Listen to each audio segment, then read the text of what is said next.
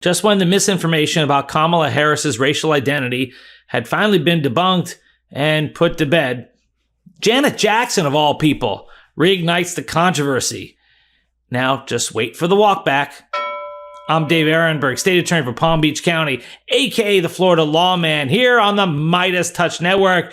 So you'd think we'd have enough misinformation from Trump and Vance, and after they got rightly scolded for trying to make an issue over the fact that Kamala Harris's racial background is mixed. I mean, her mother is Indian and her father is black. And so, yes, you can be two things at the same time. Janet Jackson, in an interview, echoed the misinformation saying that no, Kamala Harris is not black. In an interview with The Guardian, Janet Jackson talked about how she sang about joining forces in protest to social injustice and pushing toward a world rid of color lines. Okay, great. And then the reporter asked her where she stands on the forthcoming election.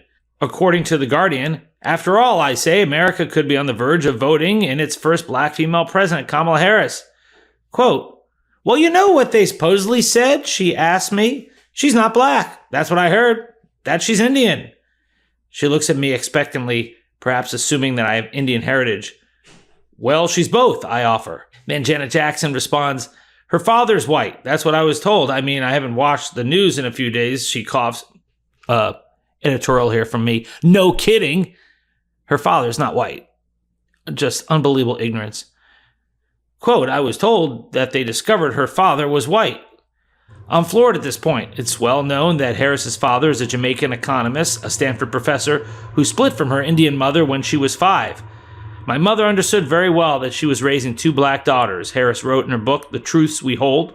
The people who are most vocal in questioning the facts of Harris's identity tend to be hardcore QAnon-adjacent, Trump-loving conspiracy theorists.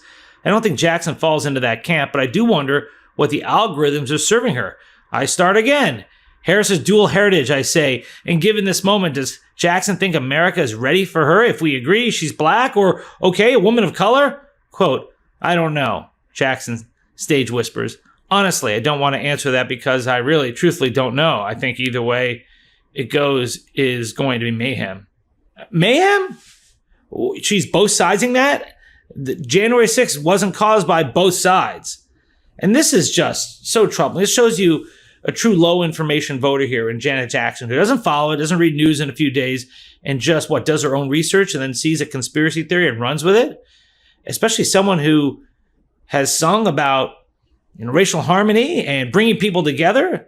Maybe she thinks people can just become black just in the way that people accused her brother, Michael Jackson, of becoming white.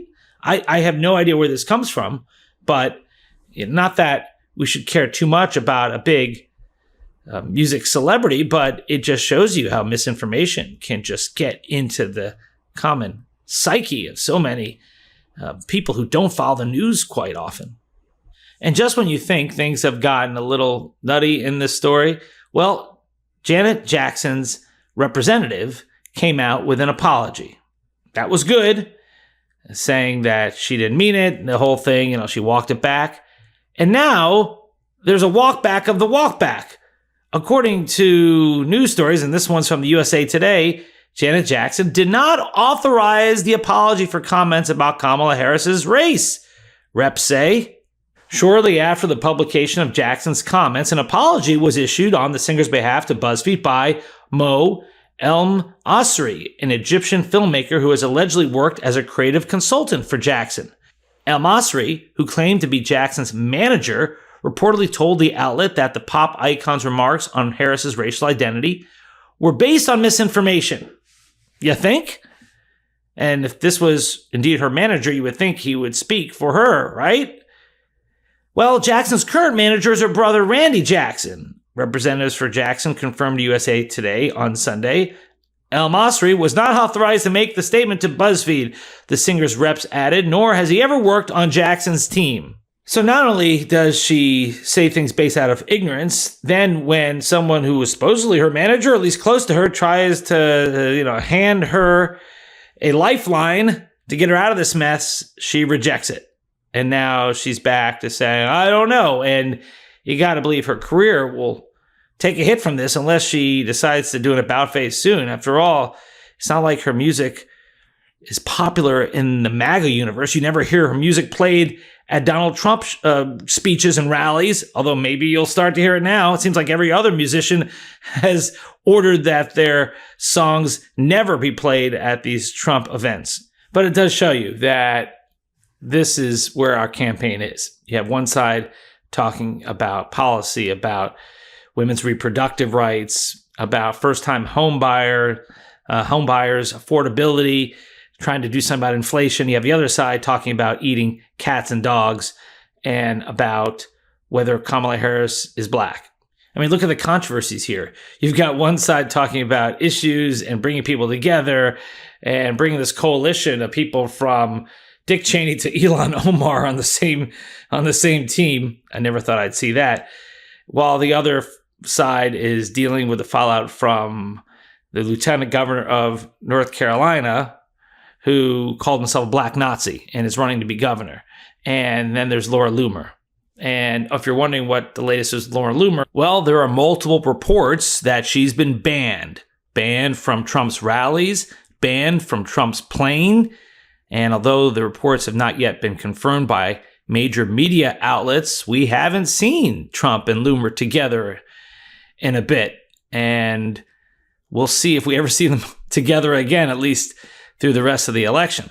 And Loomer doesn't take getting banned very well. In fact, when she was banned from Facebook, she posted this video. And called me crazy, but what are they doing? I want to know what people are actually going to do. My life is ruined. Does anybody understand how ruined my life is? I'm sick of it. I don't want to listen to people tell me that I'm a conspiracy theorist. They don't know what it's like to be me. My life is ruined. Even she has now become too radioactive for Donald Trump. And you gotta be totally nuclear, like 3 Mile Island, to be too radioactive for Donald Trump. I mean, you're in the same category as Lieutenant Governor Robinson in North Carolina. I mean, when Marjorie Taylor Greene calls you out for being crazy, then what is this world coming to? I mean, this is all in stages of QAnon craziness. And if you're wondering what Trump is doing these days, well, he's now promoting crypto, his new family project, World Liberty Financial, which intends to function as something of a crypto stock exchange. Okay, this is just, one money-making opportunity after the next. Here's what you think the future of crypto looks like if, God forbid, you don't win the election. Future of crypto, what does it look like? Well, I think it's a good future. You know, who knows about anything today? But I think it's a good future. I'll tell you what, you look at values, you look at what's happening and where it's come and where it came from. I think crypto's got a great future. I think it really does. So if you're wondering why Kamala Harris seems to be pulling away in the polls, yeah, this seems to be the last throes of a movement. The last throes of a movement is when people jump ship and others are excommunicated and others are turning on each other, just like Laura Loomer turned on Lindsey Graham, and you had Tom Tillis firing back at Laura Loomer, and you had Marjorie Taylor Greene going after Loomer and Loomer going after Greene. It's all one big mess. But that is the last throes of a movement like the MAGA movement. And in the end, instead of talking about getting elected and working hard every day to get elected, you're selling crypto and you're talking about your opponent's race, and you're refusing to debate because you're scared, and you are talking about pets and dogs being eaten and how you're the goat, and it's just a big mess. And so this is not to make everyone overconfident, but it is just to show reality that despite all the hand-wringing on the Democratic side with the fact this election is closer than it should be, it seems that Kamala Harris is starting to pull away. And if she can win North Carolina, which looks like is going her way, then Trump really doesn't have a path to victory. So keep working, Meidas Mighty. There's a lot of craziness ahead, a lot of misinformation to cut through. And as far as Janet Jackson, if you really think that both sides are the same, that both sides will lead to mass violence no matter who wins, then you're not paying attention. And clearly Janet Jackson is not paying attention.